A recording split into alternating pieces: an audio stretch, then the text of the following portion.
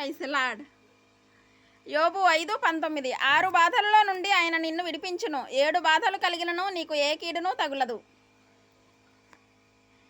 నోటి మాటల చేత కలుగు నొప్పి నీకు అంటే దేవుని బిడ్డ ప్రార్థిస్తున్న నీకు తగలకుండా ఆయన దేవుడు నిన్ను చాటు చేయును. ప్రళయము వచ్చినను నీవు దానికి భయపడవు. ప్రళయమే వచ్చిందనుకోండి, ప్రళయంలాగా పెద్ద వరదలాగా నీ మీద సమస్య, బాధలు, ఇబ్బందులు, సమస్యలు, ఆర్థిక ఇబ్బందులు, ఒకవైపున మానసికంగా కొన్ని ఇబ్బందులు, వారి బంధువుల వైపు నుండి కావచ్చు, మిత్రుల వైపు నుండి కావచ్చు, స్నేహితుల వైపు నుండి, మీరు పనిచేస్తున్న ఆఫీసుల నుండి, నిన్ను ఎవరు నమ్మారో వాళ్ళు కూడా నిన్ను తిరస్కరించవచ్చు.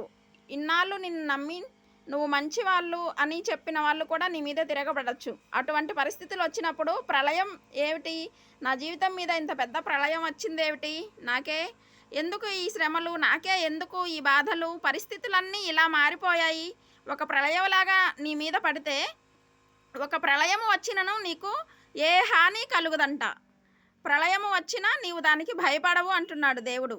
నిన్ను చాటు చేసి కాపాడుతానంటున్నాడు. అంటే నోటి మాటలు నొప్పి నీకు తగలకుండా ఆయన నిన్ను చాటు చేస్తా అన్నాడు. ఇస్సాకు వాగ్దాన కుమారుడు కదా.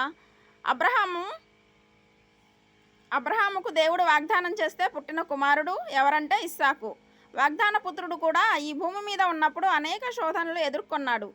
ఆదికాండము 26:22 యెహోవా మనకు ఎడము కలుగజేసి ఉన్నాడు గనుక ఈ దేశమందు అభివృద్ధి పొందుదుమనుకుని దానికి రహబోతు అను పేరు పెట్టెను. దేవుడే వారి శత్రువుల నుండి ఎడమ కలుగజేయగలడు.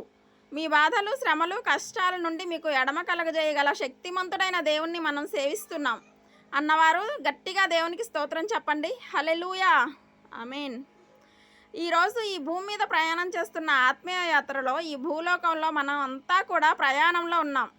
ఈ ప్రయాణంలో మీతో గొడవ పడేవారు, మిమ్మల్ని ఇబ్బంది పెట్టేవారు, మీకు అసౌకర్యం కలగజేసి ఎల్లప్పుడూ మీ మీదే 1000 కళ్ళు పెట్టుకుంటూ మిమ్మల్ని బాధ పెడుతూ, మీరు చేసే ప్రతి పనికి ఆటంకపరుస్తూ మిమ్మల్ని హేళన చేసేవారు కొందరు ఉంటారు ఈ భూమి మీద. వాగ్దాన పుత్రుడైన ఇస్సాకుకే ఇటువంటి వాళ్ళు ఎదురైతే ప్రభువును నమ్ముకున్న నీకు నాకు ఎందుకు ఎదురురారు దేవుని బిడ్డ?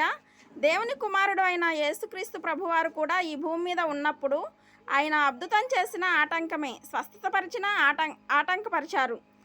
ఈరోజు ఎందుకు చేశావు అంటాడు ఒకడు. స్వస్థపడిన వాడిని చూసి అందరూ ఆనందిస్తున్నారు. సామాన్యులేమో అబ్బా ప్రభువా ఎంత గొప్ప పని చేశావు, హల్లెలూయా, ఆ కుంటివాడికి కాళ్ళు ఇచ్చావు, నడవలేని వాడిని నడిపించారు.